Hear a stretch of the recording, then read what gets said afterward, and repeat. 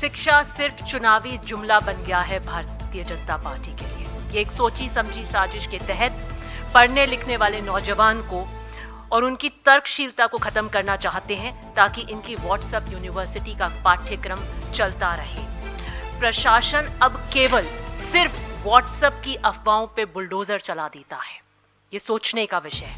BJP के लिए degree रद्दी के बराबर और शिक्षण संस्थान जैसे उन्होंने खंडर बनाने की कसम खा ली है। इस माहौल के अंदर मीडिया का रोल और संवाद बहुत महत्वपूर्ण है, इसलिए मैं इस मंच को प्रश्नों के लिए खोलती हूँ। देखिए, हम सवाल सरकार से पूछ रहे हैं। सरकार की जिम्मेदारी है कि वो स्कूल खोले, कॉलेजेस खोले, इंस्टीट्यूशंस खोले, फंडिंग करे, हायर एजुकेशन के लिए फंडिंग करें और हर बच्चा जो हिंदुस्तान में पैदा होता है उसका मजहब और उसकी जात बिना पूछे उसके एजुकेशनल फैसिलिटीज उसके घर के आसपास दें। ये हमारे दायित्व, ये हमारी रिस्पॉन्सिबिलिटी होना चाहिए। कांग्रेस पार्टी और कांग्रेस सरकारें स्टेट्स में हो या सेंटर में हो, हमेशा इसको अपने दिमाग में रखते हुए कॉन्स्टिट्यूशन के तहत काम करते हुए देश भर में प्राइमरी एजुकेशन से लेके top most higher education research centre तक जो हम हिंदुस्तान में खोले। अब ये जिस तरह से गिरावट आ रही, जिस तरह से सांप्रदायिकरण कर रहे हैं, जिस तरह से सेलेक्टिव अप्रोच करके ये अटैक्स कर रहे हैं एजुकेशनल इंस्टीट्यूशंस के ऊपर, उसके खिलाफ हम लोग खड़े हुए हैं, सवाल पूछ रहे हैं।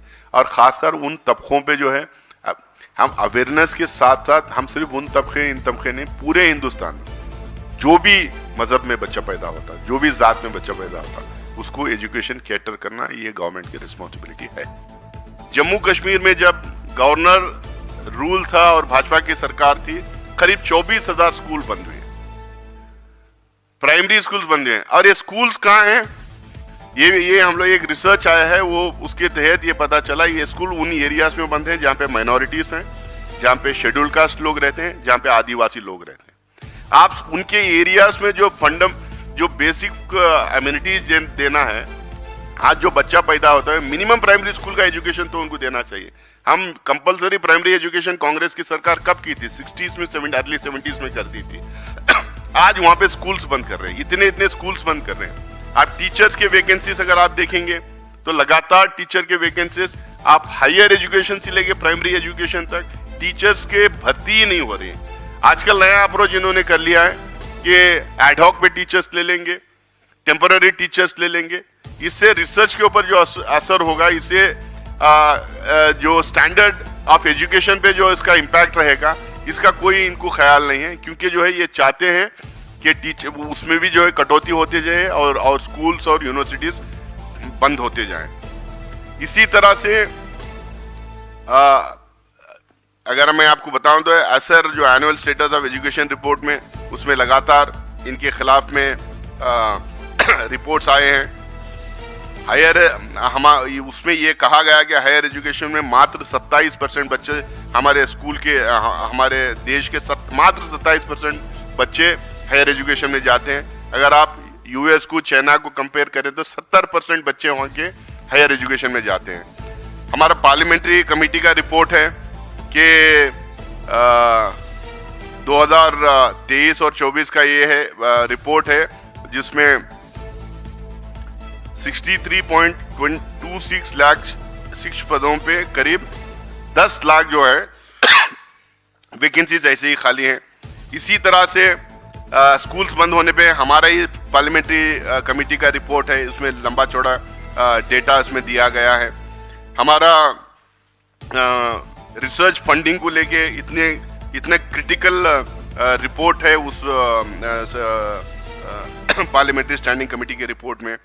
और क्रिटिकल यूनिवर्सिटीज हैं, रिसर्च सेंटर्स हैं, उसकी लगातार फंडिंग कम की जा रही है। फैमा जो ग्लोबल स्टैंडर्ड्स की बात कर रही है, उसमें ये कह रहे हैं कि हम लोग लगातार पीछे उसमें चल रहे हैं।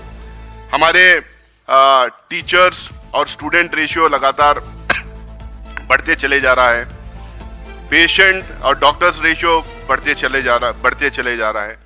तो ऐसे इसमें जहाँ पे हम लोगों को शिक्षा की जरूरत है, जहाँ हर बच्चे को अच्छी शिक्षा देने की जरूरत है, जहाँ लगातार ग्लोबलाइजेशन हो रहा है, जहाँ पे हम लोगों को अच्छी शिक्षा दे के दुनिया भर में हमारे बच्चे जाएं, वहाँ से लोग इधर आएं, ऐसे टाइम पे जिस तरीके का अटैक एजुकेशन सिस्टम पे जो हो रहा है, अटैक एजुकेशन पे जो हो रहा है, स्कूल्स पे, कॉलेजेस पे जो हो रहा है, इसका सांप्रदायिकरण जो लगातार होते जा रहा है, जिस तरह से अब हिंदुस्तान में ऐसा हो गया है, टीचर मुसलमान क्रिश्चियन नहीं हो सकता है, स्कूल किसी मुस्लिम या क्रिश्चियन जो है चला नहीं सकता है, कोई पैसे उसमें लगा नहीं सकता है, कोई सेवा के भाव से जो है कोई इंस्टीट्यूशन खोल नहीं सकता है।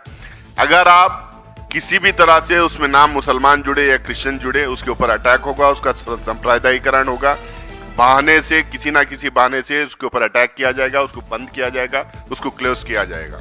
तो फाइनली मैं अपनी बात खत्म करने के पहले मैं सिर्फ इतना इनसे पूछना चाहता हूँ, ये कांग्रेस की मांग होगी, श्री माता वैष्णो देवी जो इंस्टीट्यूट है, जो मेडिकल कॉलेज है, उसको तत्कालीन सुधारात्मक उपायों के साथ में पुनः उसको खोला जाए, क्योंकि जम्मू एंड कश्मीर जैसे स्टेट को मेडिकल कॉलेज की सख्त ज़रूरत है, वहाँ के बच्चों को मेडिकल एजुकेशन की सख्त ज़रूरत है।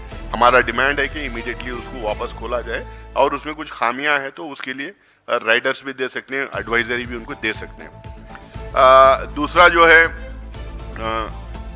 इस पूरे और जो बैतूल में जो बिल्डिंग गिराई गई है, क्योंकि अब उसमें सामने ये आया है कि सारे लाइसेंसेस थे, ग्राम पंचायत से सारे एनओसीज थे, और कलेक्टर ने स्वीकार किया है कि दबाव में आके उसने बिल्डिंग गिराई है, तो उसको वापस बिल्डिंग बना के दें और वहाँ पे उसको स्कूल चलाने की अनुमति दें। और ये दोनों इंसिडेंट्स में हम चाहते हैं कि हाई पावर कमेटी इसमें इन्वेस्टिगेट करे, इन्वेस्टिगेट करके जो भी इसके लिए जिम्मेदार हैं they should be brought to book, और दूसरा जो है ये इंस्टीट्यूशन स्टार्ट होना चाहिए। भाजपा ये बुलडोजर संस्कृति को बंद करना चाहिए, क्योंकि बच्चों का भविष्य एडजस्टमेंट फाइल नहीं है। अगर उनके 1 साल 2 साल मिस हो जाता है, उनके आसपास अगर उनको सुविधाएं, एजुकेशनल इंस्टीट्यूशंस नहीं मिलते हैं, तो बच्चे पढ़ नहीं पाते हैं, आगे बढ़ नहीं पाते। बच्चे पढ़ेंगे नहीं, आगे बढ़ेंगे नहीं, तो देश आगे बढ़ेगा नहीं। तो ये राजनीति, उनकी जो जहरीली राजनीति है, खासकर एजुकेशन के क्षेत्र में, इसको उनको खत्म करना चाहिए। भाजपा बार बार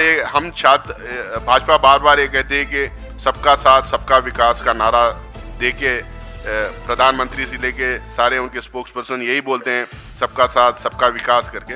लेकिन जमीनी सच्चाई ये है, युवाओं के साथ अन्याय हो रहा है, शिक्षा के साथ खिलवाड़ हो रहा है, और जवाबदेही पूरी तरह गायब है, और बुलडोजर की राजनीति चल रही है। इस बुलडोजर की राजनीति को खत्म करे, जहरीली राजनीति खत्म करे, भेदभाव की राजनीति खत्म करे, सांप्रदायिकरण बंद करे, और ज्यादा से ज्यादा स्कूल्स, कॉलेजेस खोले। और ये जो हिंदू मुस्लिम, हिंदू क्रिश्चियन, ये जो बार बार फैलाकर वो 25 दिसंबर, 1 जनवरी को जो अटैक्स करते रहते हैं, ये बंद करें।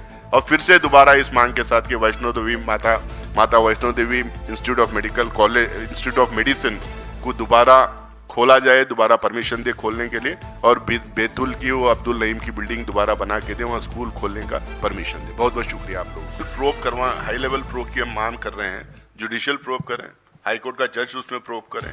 देखिए वीडियो सामने है, वीडियो में देख के आ रहा हूँ, वीडियो सामने है, आपको भेज भी दूंगा। डिस्ट्रिक्ट कलेक्टर बैतूल में कहता है कि उसको ऊपर से दबाव था, ये वीडियो है। और माता वैष्णो देवी कॉलेज में जो है बिना कोई इन्वेस्टिगेशन करे, भाई वहां पे मांग क्या थी, वहां पे इशू क्या रेस कर रहे थे? इशू ये रेस किया गया था कि 50 बच्चे हैं, 42 बच्चे एक कम्युनिटी से आ गए हैं, और वो पैसा जो लग रहा है माता वैष्णो देवी ट्रस्ट का है। अब हम लोग को बाद में पता चला, स्टेट एक्ट के तहत यूनिवर्सिटी कॉलेज स्टार्ट की गई थी, पैसा स्टेट का और ट्रस्ट का दोनों लगता है। नीट के द्वारा एग्जामिनेशन के द्वारा स्टूडेंट्स का सिलेक्शन हुआ, काउंसलिंग के द्वारा अपने कॉलेजेस ऑप्ट करते हैं। जहाँ पे वो बच्चों को एडमिशन मिला था, उन्होंने काउंसलिंग में अपने घर के आसपास के कॉलेजेस में, अपने स्टेट के कॉलेजेस में उन्होंने वापस गए, वैकेंसीज क्रिएट हुई। वहाँ के बच्चों को जो मेडिसिन में दाखला मिला था, वो अपने घर के पास अपने स्टेट में जो कॉलेज खुली थी, वहाँ पे वो दोबारा ऑप्ट करके आ गए। तो इसका मतलब ये है, ट्रांसपेरेंट तरीके से एडमिशन हुआ था। अब किसी की मजहब और किसी की जात पूछ के थोड़ी आप ये करते हैं, उसके मार्क्स देके उसको एडमिशन दिए। ये सवाल जब उठाया गया, अचानक एनएमसी आती है, कहती कि इंफ्रास्ट्रक्चर नहीं है, खामियां हैं, प्रॉब्लम है। भाई 6 महीने पहले तो आप ही तो एडमिशन का परमिशन दिए थे, आप ही ने लाइसेंस दिया था, आप ही ने एनओसी दिया था, आप ही के द्वारा